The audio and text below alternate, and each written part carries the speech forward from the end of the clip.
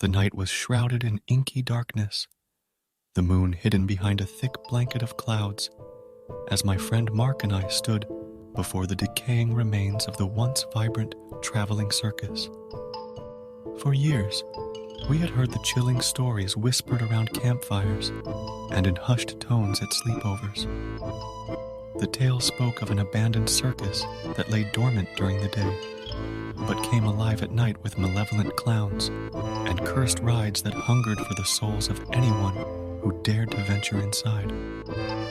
With a mixture of excitement and trepidation, we had decided to explore the enigmatic grounds that chilly autumn night. Armed only with flashlights and the thrill of adventure, we pushed open the rusty entrance gate.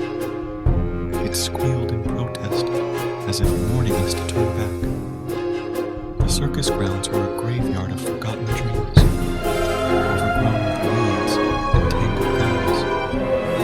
Faded posters depicted death-defying feats, and exotic animals clung to the weathered walls, their colors muted by time. "Are you sure about this?"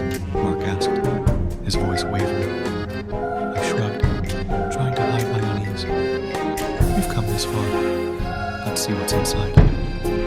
We cautiously ventured deeper into the eerie silence, our footsteps echoing like distant whispers. The wind rustled through the skeletal frames of abandoned concession stands and ticket booths, creating ghostly, haunting melodies that sent shivers down our spines. Our exploration took an ominous turn when we reached the heart of the circus, the dilapidated big top tent. Its entrance flaps were tattered and torn, beckoning us inside like a gaping maw. We steeled ourselves and ventured in, our flashlights cutting through the oppressive darkness. Inside, the atmosphere was suffocating.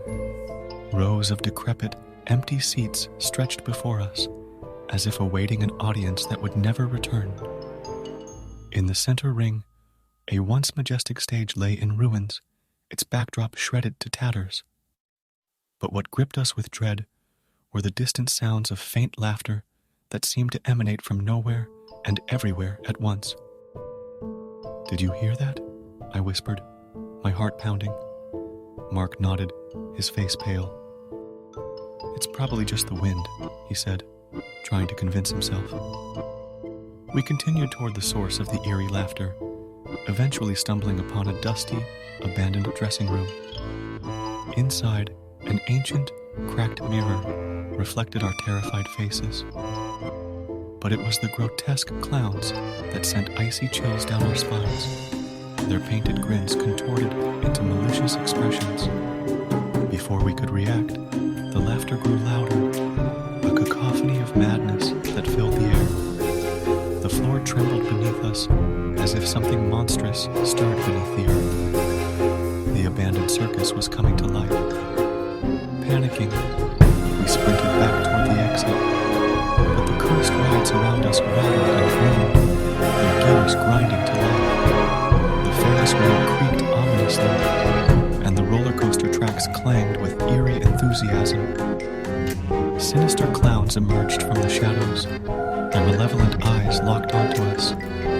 "We have to get out of here," I screamed. But escape proved elusive. The carnival rides and tents seemed to conspire against us, diverting our path and trapping us within the sinister circus. The clowns pursued relentlessly, their laughter a demented symphony that echoed through the night. Exhausted and terrified, we ran in desperate circles, desperately seeking an exit that remained perpetually out of reach. The nightmarish circus was relentless, taunting us with false promises of escape while ensnaring us deeper in its nightmarish grip. Hours passed, and our hope waned as we fought for our lives. Just when it seemed all was lost, we stumbled upon a hidden passage leading beneath the carnival grounds. It was a forgotten tunnel, ancient and decaying, but it offered a sliver of hope. With the clowns closing in, we plunged into the darkness of the tunnel. It was treacherous and claustrophobic, filled with obstacles and echoes of maniacal laughter. Yet we pressed forward, driven by the primal urge to survive. Emerging from the tunnel, gasping for breath and covered in grime, we found ourselves back in the overgrown field. The moonlight bathed the surroundings in an eerie glow, and the distant laughter faded into the night. Mark and I knew we had narrowly escaped a fate worse than death. We vowed never to speak of our harrowing encounter with the haunted circus, but the nightmares would haunt us forever. The abandoned carnival remained a place of unspeakable horror, a grim reminder that some mysteries were best left unexplored.